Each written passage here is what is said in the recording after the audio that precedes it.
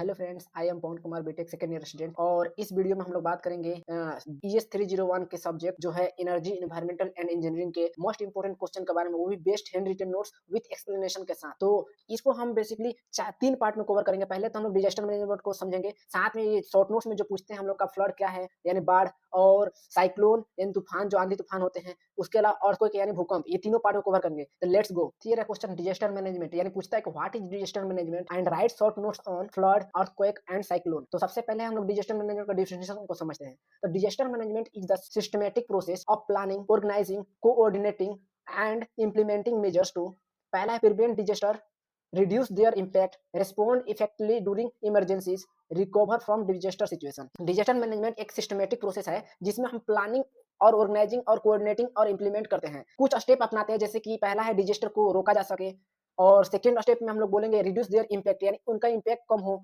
और इमरजेंसी के टाइम सही रिस्पॉन्स दिया जा सके, और फोर्थ में हम लोग करेंगे कि डिजास्टर के बाद रिकवरी हो सके। अब हम लोग इसके डिजास्टर मैनेजमेंट के साइकिल को समझते हैं। तो सबसे पहले होता है हम लोग का मिटिगेशन यानी रिस्क कम करना, और प्रिपेयरनेस को बात करेंगे यानी प्रिपरेशन कैसे करें। फिर उसके बाद थर्ड में हम लोग करेंगे रिस्पॉन्स क्या है यानी तुरंत एक्शन कैसे लें। फिर उसके बाद फोर्थ में हम लोग करेंगे रिकवरी यानी उसका रिकवर कैसे करें। तो पहला पार्ट हम लोग का आ रहा है मिटिगेशन यानी रिस्क रिडक्शन। तो measure taken to prevent disaster और reduce their severity, and example के लिए अर्थक्वेक, रेजिस्टेंस बिल्डिंग या फ्लड कंट्रोल। ऐसा स्टेप जो डिजास्टर को होने से रोका जा सके या उसको इफेक्ट को कम कर से, उसे क्या कहते हैं, मिटिगेशन कहते हैं यानी रिस्क को रिडक्शन किया जाए। एग्जाम्पल के लिए जैसे फ्लड के लिए हम लोग डैम बनाते हैं, अर्थक्वेक के लिए बहुत मजबूत स्ट्रॉन्ग बिल्डिंग बनाते हैं। तो ये रहा आपका मिटिगेशन। सेकंड है प्रिपेयर्डनेस यानी planning and training, activity done before a disaster occur. Example के लिए जैसे early warning system, mock drills and emergency planning. यानी डिजास्टर के लिए पहले से क्या प्लानिंग होना चाहिए, ट्रेनिंग क्या होना चाहिए, और रिसोर्स ऑलरेडी क्या रखना चाहिए, तो इसमें प्रिपेयर्ड हम लोग करेंगे। और एग्जाम्पल जैसे कि हम लोग मॉक ड्रिल, उसके इमरजेंसी किट्स जो होते हैं उसको पहले से स्टोर रखते हैं, उसका ट्रेनिंग सेशन चलाते हैं जिससे कभी भी आए हम लोग का फ्लड आए, साइक्लोन आए, तो उसके लिए प्रिपेयर्ड रहे। थर्ड है रेस्पॉन्स इमरजेंसी एक्शन यानी immediate action taken during and after a disaster. Example के लिए जैसे कि evacuation, rescue operation and medical aid. मतलब इमरजेंसी में हम लोग डिजास्टर के टाइम रेस्क्यू टीम का काम क्या होना चाहिए और पहले से हम लोग को पता होना चाहिए, और मेडिकल का हेल्प के लिए मेडिकल स्टोर रखना चाहिए कि मेडिकल का हेल्प तुरंत ले लेना चाहिए जब भी हम लोग का मतलब कोई भी फ्लड आए या साइक्लोन आए या अर्थक्वेक आए। फोर्थ में रिकवरी यानी रिहेबिलिटेशन यानी long term restoration affected area. Example जैसे रीबिल्डिंग हाउसेस एंड रीस्टोरिंग, मतलब डिजास्टर के बाद जब सब कुछ नॉर्मल करना होता है तो उसको हम लोग क्या बोलते हैं, रिकवरी बोलते हैं या रिहेबिलिटेशन करना होता है। जैसे कि मान चले घर बनाना, फिर से जो आए हैं अर्थक्वेक, बिल्डिंग गिर जाती है बहुत सारी, तो घर बनाते हैं उसको नया स्ट्रॉन्ग मजबूत हाउस बनाते हैं, फिर उसका लोगों की मदद, इमरजेंसी जो भी लोग जख्मी है या चोटिल है तो उसको मदद करते हैं। तो ये रहा इसका डिजास्टर मैनेजमेंट का साइकिल के बारे में। तो सबसे पहले मिटिगेशन होता है यानी ये एक साइकिल में फ्लो होता है, फिर प्रिपेयरनेस करते हैं, फिर रिस्पॉन्स करते हैं, फिर रिकवरी, और फिर ये सब जो होता है एक साइकिल में फ्लो होते रहता है। अब बात करते हैं पार्ट वन में हम लोग फ्लड का, कि फ्लड होता क्या, व्हाट इज फ्लड। अब डिफिनेशन में बोलता है flood is the overflow of water that submerges normally dry land caused by excess rainfall, river overflow, dam failure या डिफॉरेस्टेशन, रिड्यूसिंग वाटर एब्जॉर्प्शन या मेल्टिंग स्नो और ग्लेशियर या साइक्लोन एंड सुनामीज। फ्लड का मतलब होता है कि पानी का बहाना जो नॉर्मली ड्राई लैंड को डुबा देता है, और इसका कारण क्या क्या होता है कि ज्यादातर बारिश हो जाना या नदी का ओवरफ्लो हो जाना, डैम टूट जाना, फिर उसके बाद डिफॉरेस्टेशन करना, बर्फ और ग्लेशियर जो हम लोग पिघल जाते हैं, या सुनामी या साइक्लोन उसकी वजह से आता है। ये फ्लड का मेन रीजन। अब इसके कॉजेज क्या होते थे, हेवी एंड कंटिन्यूअस रेनफॉल यानी बहुत ज्यादा जरूरत से ज्यादा बारिश हो जाना उसकी वजह से, फिर उसका overflowing of river and lakes यानी लेक्स और रिवर का ओवरफ्लो होने की वजह से, डैम और लीवी फेलियर यानी डैम के टूट जाने से, डिफॉरेस्टेशन रिड्यूसिंग वाटर एब्जॉर्प्शन यानी डिफॉरेस्टेशन लगातार जंगलों की कटाई करने से, या melting of snow and glacier यानी ग्लेशियर को पिघलने से। या फ्लड से इफेक्ट क्या होता है, तो loss of human lives and livestock यानी बहुत सारे लोगों का घर छीन जाता है, यानी वो घर खराब हो जाता है या बर्बाद हो जाता है। Destruction of crops and agriculture यानी जो हमारे फसल होते हैं या खेती बाड़ी जो भी होती है हम लोग का किसानों का, तो वो क्या होता है, डिस्ट्रक्ट हो जाते हैं, बर्बाद हो जाते हैं। Damage of infrastructure, road, bridge and building यानी क्या कहते हैं, डैमेज हो जाते हैं इंफ्रास्ट्रक्चर जो भी होता है हम लोग का, रोड बना होता है टूट जाता है, या ब्रिज भी टूट जाता है, या बिल्डिंग भी टूट जाता है। Spread of water borne in disease यानी बहुत सारे जब पानी फैलता है बहुत सारे डिजीज भी फैलता है, जैसे कोलेरा हो गया या टाइफाइड फैल जाते हैं। अब इकोनॉमी लॉसेस यानी इससे क्या होता है कि इकोनॉमी वहाँ के एरिया का क्या होता है, बहुत सारे इकोनॉमी लॉस हो जाते हैं यानी पैसे कमी हो जाते हैं। अब इसको मैनेजमेंट करने के लिए क्या क्या हम लोग कर सकते हैं, मेजर क्या क्या ऑपरेशन चला सकते हैं। तो सबसे पहले बिफोर फ्लड यानी फ्लड के आने से पहले हम लोग प्रिपेयर्डनेस का करेंगे यानी प्रिपेयर्ड हो जाएंगे। तो construction of dams and reservoirs यानी बहुत मजबूत हम लोग डैम बनाएंगे, कंस्ट्रक्शन करेंगे और उसको मजबूती प्रदान करेंगे। Flood for forecasting early warning system यानी जब बाढ़ आने वाला हो तो तुरंत हम लोग न्यूज पर या टीवी पर हम लोग उसको वार्निंग दे देंगे, इमरजेंसी वार्निंग दे देंगे। फिर पब्लिक अवेयरनेस कैंपेन यानी पब्लिक को अवेयर किया जाए, समझाया जाए कि फ्लड आने वाला, पहले से कैंपेन चलाया जाए। अब बात करें दूसरा, डूरिंग फ्लड क्या रिस्पॉन्स लेना चाहिए, जब फ्लड आ जाए, बाढ़ आ जाए, रिस्पॉन्स क्या लेना चाहिए? तो इवैक्यूएशन टू सेफर प्लेस, यानी सबको समझाना चाहिए कि आप लोग, सबको हम लोग सेफ प्लेस में भेजना चाहिए। डिप्लॉयमेंट ऑफ रेस्क्यू टीम, यानी रेस्क्यू टीम को बुलाना चाहिए और यूज करना चाहिए बोट को और हेलीकॉप्टर को। फिर distribution of food and medicine, यानी फूड और मेडिसिन का डिस्ट्रीब्यूट करना चाहिए, बांटना चाहिए। आफ्टर फ्लड, यानी फ्लड के बाद क्या होना चाहिए? तो पहले रिकवरी करना चाहिए, यानी रिहेबिलिटेशन ऑफ अफेक्टेड पीपुल, यानी जो भी जख्मी पीपुल है उसको रिहेबिलिट करना चाहिए, रिकवर करना चाहिए, उनको इलाज प्रॉपर करना चाहिए। रिपेयर डैमेज इंफ्रास्ट्रक्चर, यानी क्या करना चाहिए? जो भी हम लोग टूटा हुआ इंफ्रास्ट्रक्चर, रोड टूटा हुआ है, डैम टूटा हुआ है, पुल टूटा हुआ है, रिपेयर करना चाहिए। Medical assistance and disease prevention, यानी प्रॉपर मतलब मेडिकल असिस्टेंस रखना चाहिए और डिजीज जो भी आए उससे उसको प्रिवेंट करना चाहिए। डायग्राम ये रहा इसका डायग्राम फ्लड का, जिसमें ज्यादा बाढ़ आते हैं, जब हेवी रेनफॉल होने लगता है तो रिवर क्या हो जाता है? ओवरफ्लो होने लगता है, जिसकी वजह से वाटर लेवल क्या होता है? राइज करता है, वाटर लेवल राइज करने लगता है, जिसकी वजह से सबमर्ज हाउस डूब जाते हैं, फिर उसका फ्लडेड फील्ड में चारों तरफ पानी फैल जाता है।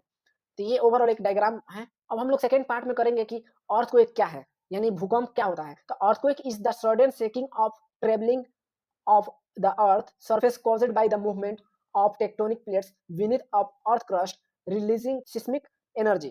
यानी जो अर्थक्वेक का मतलब होता है जमीन का अचानक हिलना, या जो जो होता है कि जमीन के अंदर टेक्टोनिक प्लेट के मूवमेंट से, तो ये होता है हम लोग का अर्थक्वेक का मेन रीजन। अब अर्थक्वेक आने का कारण क्या है, कॉजेज क्या है? तो मूवमेंट ऑफ टेक्टोनिक प्लेट, यानी जो हम लोग का टेक्टोनिक प्लेट अर्थ क्रस्ट में होते हैं उसका मूवमेंट करना है, गति करना। वोल्केनिक इरप्शन, यानी कोई गड़बड़ी की वजह से, जैसे कि अंडरग्राउंड न्यूक्लियर एक्सप्लोजन, यानी अंडरग्राउंड में कोई भी न्यूक्लियर ब्लास्ट करते हैं या एक्सपेरिमेंट करते हैं उसकी वजह से भी भूकंप आता है, या ह्यूमन एक्टिविटीज जैसे माइनिंग करना, ज्यादातर खुदाई करना, डैम कंस्ट्रक्शन का काम करना, तो ये मेन रीजन होते हैं। अब बात करते हैं मेजरमेंट के बारे में कि मेजरमेंट क्या अपनाना चाहिए। सबसे पहले मेजरमेंट किया जाता है रिक्टर स्केल से, यानी मेजर मैग्नीट्यूड, यानी इससे क्या है, इसके मैग्नीट्यूड को नापा जाता है, यानी एनर्जी रिलीज, कितना एनर्जी रिलीज हुआ। उसके अलावा मर्कली स्केल, तो ये मेजर इंटेंसिटी या डैमेज कॉस्ट, यानी कितने इंटेंसिटी का आया था अर्थक्वेक और कितना डैमेज हुआ है उसको मापता है। अब इफेक्ट क्या क्या है, इससे क्या क्या इफेक्ट होते हैं? तो collapse the building and infrastructure, क्या होता है कि बिल्डिंग और इंफ्रास्ट्रक्चर हम लोग का टूट जाता है, कोलैप्स हो जाता है।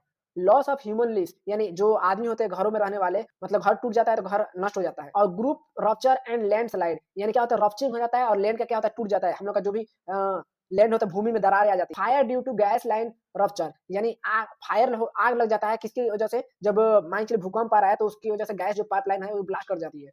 इकोनॉमिक लॉस, इससे भी क्या होता है? हम लोग का इकोनॉमी लॉस हो जाता है। अब बात करते हैं इसको मैनेजमेंट मेजर्स क्या क्या हो सकते हैं, यानी अर्थक्वेक आने से पहले क्या क्या करना चाहिए? तो प्रिपेयर्ड, हमें प्रिपेयर्डनेस करना चाहिए, यानी earthquake resistance building and design, यानी अर्थक्वेक को आने से पहले हम लोग को ऐसा बिल्डिंग बनाना चाहिए जो अर्थक्वेक को सह सके।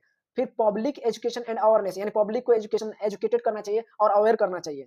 आइडेंटिफिकेशन ऑफ सेफ जोन्स, यानी सुरक्षित जगह कौन सा है, उसको आइडेंटिफाई करना चाहिए। अब डूरिंग अर्थक्वेक, यानी रिस्पॉन्स क्या लेना चाहिए, यानी अर्थक्वेक आए तो क्या तुरंत हम लोग को एक्टिविटी करनी चाहिए। Drop, cover, hold on technique, यानी हम लोग क्या करना चाहिए? हम लोग को गिरने से, ड्रॉप गिरने से और अपने आप को होल्ड पकड़ने से, इन सभी टेक्निकों पे काम करना चाहिए कि हम लोग इधर उधर गिर ना जाए।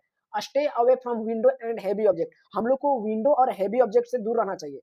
Keep outdoor, move open space, अगर हम लोग बाहर हैं तो हम लोग कहाँ जाना चाहिए? ओपन स्पेस में जाना चाहिए। अब आफ्टर अर्थक्वेक, यानी जब अर्थक्वेक खत्म हो जाए तो रिकवर कैसे करना चाहिए? तो check for injuries and provide first aid, यानी जो भी इंजरी हुई है तो उसको सबसे पहले फर्स्ट एड प्रोवाइड करना चाहिए। Switch off electricity and gas, यानी गैस और इलेक्ट्रिसिटी को क्या करना चाहिए? बंद करना चाहिए, बंद रखे रहना चाहिए। अब रेस्क्यू ऑपरेशन बाय ट्रेनेड टीम, यानी इसके अब रेस्क्यू करना चाहिए कि जो भी ट्रेन टीम होती है हम लोग का, उससे रेस्क्यू कराना चाहिए। रिबिल्डिंग इंफ्रास्ट्रक्चर, यानी नया बिल्डिंग को फिर से बनाना चाहिए। ये रहा इसका डायग्राम। तो सबसे ऊपर में होता है अर्थ सरफेस हम लोग का, जिस पर रहते हैं। फिर उसके बाद उसके नीचे सिस्मिक वेव उत्पन्न होता है, कोई भी आता है तो।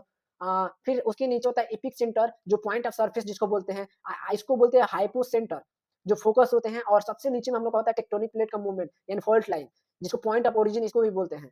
तो ये सबसे नीचे में मूवमेंट होता है, उसकी वजह से यहाँ से जाता है थोड़ा बहुत मूवमेंट, और सिस्मिक वेव की वजह से क्या होता है, और सरफेस पे हम लोग का अर्थक्वेक आ जाता है। इस पार्ट 3 में हम लोग बात करेंगे साइक्लोन के बारे में, यानी साइक्लोन क्या होते हैं। तो cyclone is a large scale rotating air mass around a low pressure centre characterised by strong winds, heavy rainfall and storm surges typically form over warm ocean water. यानी जो साइक्लोन होते हैं, साइक्लोन एक बड़ा घूमने वाला हवा का गोला होता है जो लो प्रेशर एरिया के अराउंड बनता है। इसमें तेज हवा, भारी बारिश और समुद्र में जो तूफान होता है, समुद्र गर्म हो जाता है तो ऊपर ही बनने लगता है साइक्लोन। अब इसके टाइप्स क्या क्या होते हैं? सबसे ट्रॉपिकल साइक्लोन होते हैं जो फॉर्म ओवर ट्रॉपिकल ओशियन से बनते हैं। इसमें ह्यूरिकेन्स और टाइफून्स दो साइक्लोन होते हैं जो ओशियन के ऊपर से बनते हैं। और टेम्परेचर साइक्लोन, ये टेम्परेचर मिड लेटीट्यूड गर्मियों के दिनों में साइक्लोन बनते हैं। ये टोर्नोड्स जो होते हैं छोटा तो होते हैं बट इंटेंस बहुत ज्यादा कॉलम में रोटेट होते हैं गोला। अब कॉजेज इसके क्या-क्या होते हैं? सबसे पहले warm ocean water greater than 26 degree centigrade, यानी जो महासागरों का जो पानी होता है, वो बहुत ज़्यादा गर्म हो जाता है, कितने 26 डिग्री सेंटीग्रेड से ऊपर, इसलिए ये साइक्लोन का कारण होते हैं। हाई ह्यूमिडिटी इन एटमॉस्फेयर, यानी एटमॉस्फेयर में हम लोग का बहुत ज़्यादा नमी की मात्रा होती है। लो एटमॉस्फेरिक प्रेशर, यानी लो एटमॉस्फेयर प्रेशर होता है। फिर फोर्थ में फेवरेबल विंड कंडीशन, यानी विंड कंडीशन का क्या होता है, ये फेवरेबल होता है। अब नेक्स्ट पार्ट, इफेक्ट क्या-क्या होते हैं? इससे इफेक्ट साइक्लोन आने से इफेक्ट क्या-क्या पड़ता है? Heavy rainfall and causing flood, यानी ज़्यादा भारी बारिश होने की वजह से बाढ़ तो आते ही हैं, साथ में साइक्लोन भी होते हैं। Damage to crops and properties, यानी डैमेज क्या करते हैं, फसलों को हम लोग को बर्बाद कर देता है और प्रॉपर्टी को नष्ट कर देते हैं।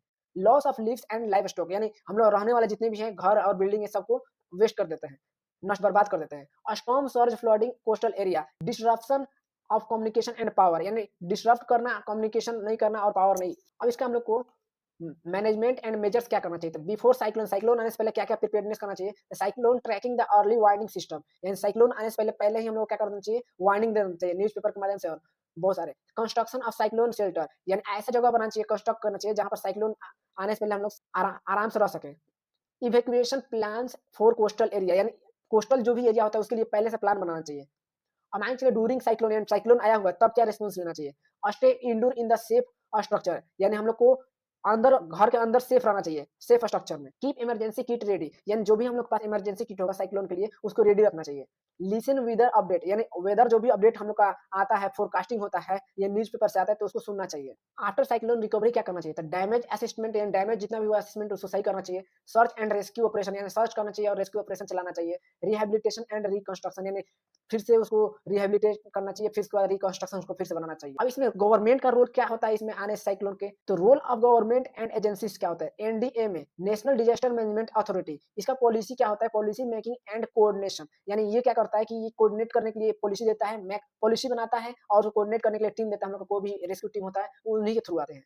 एनडीआरएफ, यानी national disaster response force, rescue and relief operation, यानी रेस्क्यू और रिलीफ जो भी ऑपरेशन होते हैं वो एनडीआरएफ के द्वारा ही होते हैं। आईएमडी, आईएमडी मतलब इंडिया मेट्रोलॉजिकल डिपार्टमेंट, यानी वेदर फोरकास्टिंग करना या वार्निंग देना पहले से, तो आईएमडी का काम होता है। अब नेक्स्ट है एनजीओज एंड वॉलंटियर्स, यानी इसको एनजीओ और वॉलंटियर्स क्या करता है? कम्युनिटी सपोर्ट प्रोवाइड करता है। कोई भी दिक्कत हो तो वो सपोर्ट देता है, मैसेज देता है कि आई हेल्प यू, ऐसे करके हेल्पलाइन नंबर की तरह यूज करते हैं। इस वीडियो में हम लोग कवर किए कि डिजास्टर मैनेजमेंट क्या होता है और उसके क्या-क्या हम लोग मेजर मैनेजमेंट कर सकते हैं। कौन-कौन से होते हैं डिजास्टर मैनेजमेंट, जैसे कि साइक्लोन, अर्थक्वेक और फ्लड, और उससे प्रिपेयर कैसे कर सकते हैं, रिस्पॉन्स कैसे ले सकें और रिकवरी कैसे करें। साथ में उसके इफेक्ट क्या होते हैं और कॉजेज़ क्या होते हैं, इन सभी के बारे में पढ़ें। तो अगर ये वीडियो आपको अच्छी लगे तो इस वीडियो को लाइक कीजिए, सब्सक्राइब कीजिए और all the best for your exams. Thank you.